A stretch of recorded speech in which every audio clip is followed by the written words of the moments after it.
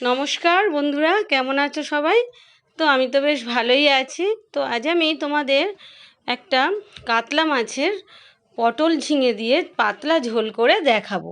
তো তোমরা দেখতে থাকো রান্নাটা কেমন হয়। আশা করি রান্নাটা সবাইয়েরই ভালো লাগবে। আর এই রান্নাটা বন্ধুরা এই গরমে তো ভীষণ উপকারী, কারণ এই সময় এই গরমে বেশি রিচ খাওয়া যাচ্ছে না। আর আমি তো একটু বন্ধুরা তোমরা জানো, আমার গল ব্লাডার স্টোনের অপারেশন হয়েছিল 2 বছর আগে। তো আমার তো রিচ খাওয়া একদমই বারণ। তো আমি এই জন্য পাতলা পাতলা একটু ঝোল করে খেতে পছন্দ করি। তো তোমরাও দেখো, এই যে আমি মাছটাকে ভালো করে পরিষ্কার করে নিয়ে আমি জল ঝরানোর জন্য রেখে দিয়েছিলাম। তারপর আমি এই যে হলুদ লবণ মাখিয়ে আমি 5 মিনিট মতো এই মাছটাকে রেখে দেবো। হলুদ লবণ এই যে মাখিয়ে নিলাম, ভালো করে এপিট ওপিট করে ভালো করে মাখিয়ে নিলাম। এবার আমি কড়াটা বসিয়ে দিয়েছিলাম। কড়াতে কিছুটা সর্ষের তেল দিয়ে সর্ষের তেলটা বেশ গরম হয়ে গেলে আমি এবার মাছগুলো একে একে এর মধ্যে ছেড়ে দেব। আমি কিন্তু মাছগুলো খুব একটা কড়া করে ভাজবো না, কারণ মাছ যদি কড়া করে ভাজা হয় তার কোনো গুণাগুণ থাকে না, আর তার কোনো টেস্ট থাকে না। সেই জন্য আমি মাছগুলো একটু হালকা করে হালকা ব্রাউন করে ভেজে নেব। নিয়ে এবারে বন্ধুরা তোমরা দেখো, এই রান্নাটা এতটাই উপকার, এই রান্নাটা এই গরমের সময় তো এতটাই উপকার। আমার মতো যারা একটু রিচ খেলেই অসুস্থ হয়ে পড়ো, বা যাদের একটু বুকে হালকা যন্ত্রণা হয়, মানে আমার তো হয় একটু রিচ খেলেই বুকে একটু যন্ত্রণা হয়, গ্যাস হয়ে যায়। আমার একটু গ্যাস, অম্ল, বুক জ্বালা এগুলো আছে। তো এগুলো যাদের মধ্যে আছে তারা এরকম পাতলা লাইট ঝোল করে খেয়ে দেখতে পারো। আর আমি তো ভীষণ সহজ নিয়মে রান্নাগুলো করে করে দেখাই। সমস্ত রান্নাঘরের মধ্যেই থাকে সব। তো আমি কোনো রকম রিচ মশলাও দেখাই না, সমস্ত পাতলা করে ঝোল করে করে দেখাই। তো যারা কোনো দিনও রান্নাবান্না জানে না বা করে না, রান্নাঘরে ঢোকে না, তারাও যদি এই রান্নাগুলো দেখে, তারাও ভীষণভাবে মানে সহজ নিয়মে আমি যে করে দেখাই তারাও করতে পারবে। তো বন্ধুরা, এই যে আমি মাছগুলো ভেজে এক এক করে তুলে নিলাম। আমি কিন্তু মাছগুলো দেখো কড়া করে ভাজিনি, এই যে হালকা ব্রাউন করে ভেজে নিয়েছি। এইবার আমি এই কড়াইয়ের মধ্যে মুড়োটা বাকি ছিল, সেই মুড়োটাও আমি দিয়ে দিলাম। তো মুড়োটা আমি একটু ভালো করে এপিট ওপিট করে ভালো করে একটু ভেজে নিলাম, কারণ এই কাতলা মাছের তো মুড়োটাই বেশি বড় হয়, আর দাগাগুলো একটু ছোট ছোট মতো হয়, মুড়োটা খুবই বড় হয়। তো এবার হচ্ছে সেই মুড়োটাকে আমি এপিট ওপিট করে ভেজে নিয়ে আমি তুলে নিলাম। এবার মুড়োটাকে তুলে নিয়ে এবার আমি ওই কড়াইতে আমি ওই যে পটলগুলো কেটে রেখেছিলাম, সেই পটলগুলো আমি আস্তে আস্তে করে তেলের মধ্যে দিয়ে দিলাম। তো পটলগুলো আমি বেশ হালকা করে ভেজে নেব।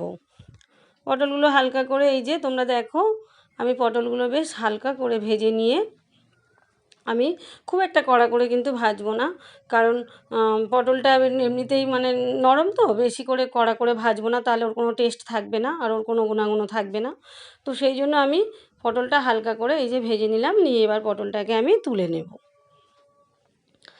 তো তোমরা বন্ধুরা যারা এই আমার মতো একটু রিচ খেলেই যারা একটু অসুস্থ হয়ে পড়ো, তারা এই রান্নাটা করে দেখতে পারো, করে খেয়ে দেখতে পারো, তোমরা এতে সুস্থ থাকবে।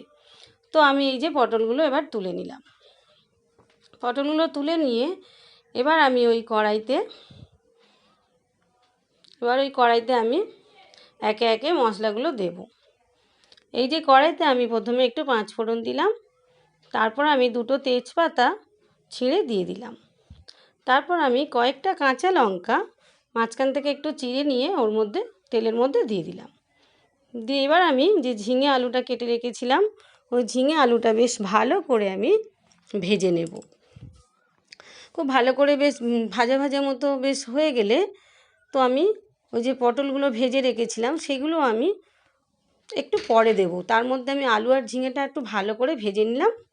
নিয়ে এইবার আমি ঝিঙে আর আলুর মধ্যে একটু হলুদ গুঁড়ো ওর মধ্যে অ্যাড করব।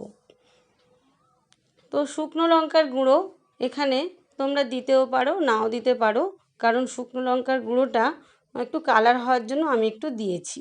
না দিলেও চলে, কিন্তু দিয়েছি একটু হালকা কালার হওয়ার জন্য।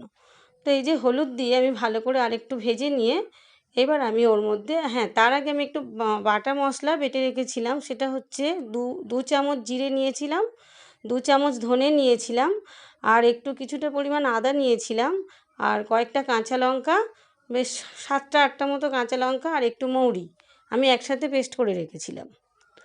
তো সেই মশলা থেকে আমি কিছুটা পরিমাণ মশলা এর মধ্যে দিয়ে দিলাম, আর একটুখানি শুকনো লঙ্কার গুঁড়ো আমি দিলাম কালারটা হওয়ার জন্য। এটা তোমরা না দিলেও পারো, এটা অপশনাল।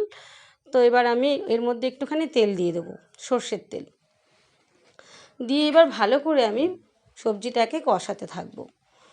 প্রায় 2 মিনিট মতো ধরে আমি এই সবজিটাকে কষাবো।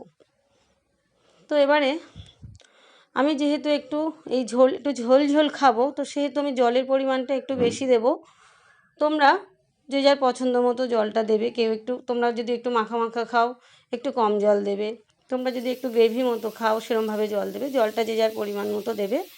তো পটলটাও ওর সাথে দিয়ে কষে নিলাম ভালো করে, যে ভাজা পটলটা ছিল সেটাও দিয়ে ভালো করে কষে নিলাম। নিয়ে এই যে আমি আমার আন্দাজ মতো আমি জল দিয়ে দিলাম, কারণ আমি একটু যেহেতু ঝোল ঝোল রাখবো, তো সেহেতু আমি আমার আন্দাজ মতো জল দিয়ে দেবো। জলটা তোমরা নিজেদের পরিমাণ মতো দিয়ে দেবে, যে যেমন পারো, যে যেমন ঝোল খেতে পারবে সেরম দেবে। যদি মাখা মাখা খাও একটু কম দেবে।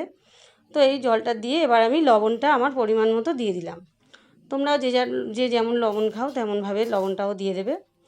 এবার আমি লবণটা দিয়ে ভালো করে এই যে ঝোলটাকে আমি নাড়িয়ে নিলাম। নিয়ে এবার আমি ঝোলটাকে ঢাকা দিয়ে রেখে দেবো। ঝোলটাকে ঢাকা দিয়ে 5 মিনিট মতো আমি ওটা ফোটার জন্য একটু টাইম দেব। তো এই যে তোমরা দেখো বন্ধুরা, ঝোলটা ফুটতে শুরু করেছে, বেশ কিছুক্ষণ ধরে ফুটছে। তো আমি এবার দেখলাম আলুটা মোটামুটি সিদ্ধ হয়ে গিয়েছে, আর পটল তো অর্ধেকটা ভাজাই ছিল, আর ঝিঙেটা তো খুবই নরম, সবই সিদ্ধ হয়ে গিয়েছে। ঝিঙেও পটলও সবই সিদ্ধ হয়ে গিয়েছে, সমস্ত সবজি। তো আমি এবার মাছগুলো, যেগুলো আমি ভেজে রেখেছিলাম, সেই মাছগুলো এবার আমি এর মধ্যে অ্যাড করে দেবো। তো বন্ধুরা, এই ঝোলটা খেতে ভীষণ ভীষণ সুস্বাদু হয়েছে, আর উপকারের তো বলার অপেক্ষা রাখে না, খুবই উপকারী। এই গরমের সময় এই পাতলা পাতলা ঝোল এত যে উপকার বন্ধুরা কি বলবো। আমি তো মাঝে মধ্যে এরকম পাতলা পাতলা ঝোল করে খাই, কারণ আমি তো জানো তোমরা আমার একটুখানি রিচ খেলে আমার অসুবিধা হয়, তো আমি খাই। আমি মাঝে মধ্যে আবার একটু ওই যে রিচ খেয়ে ফেলি, তখনই আমার একটু প্রবলেম হয়ে যায় শরীরে। তো এই যে যখন আমি পাতলা পাতলা ঝোলগুলো খাই, তো তখন আমার শরীরটা একটু ভালো থাকে। তো এই যে আমি মোটামুটি মাছগুলো দিয়ে মোটামুটি আমার ঝোল পুরো, কাতলা মাছের পটল আলু দিয়ে ঝিঙে দিয়ে ঝোল আমার পুরো রেডি। এই যে আমি ঝোলটা নামিয়ে নিলাম। তো তোমরা দেখো এই যে ঝোলটা এরকম হয়েছে। তো বন্ধুরা, তোমরা একদিন হলেও করে দেখো, রান্নাটা ভীষণ খেতে ভালো হয়েছে। তো সবাই ভালো থেকো, সুস্থ থেকো। তো আজ রাখলাম, তাহলে টাটা।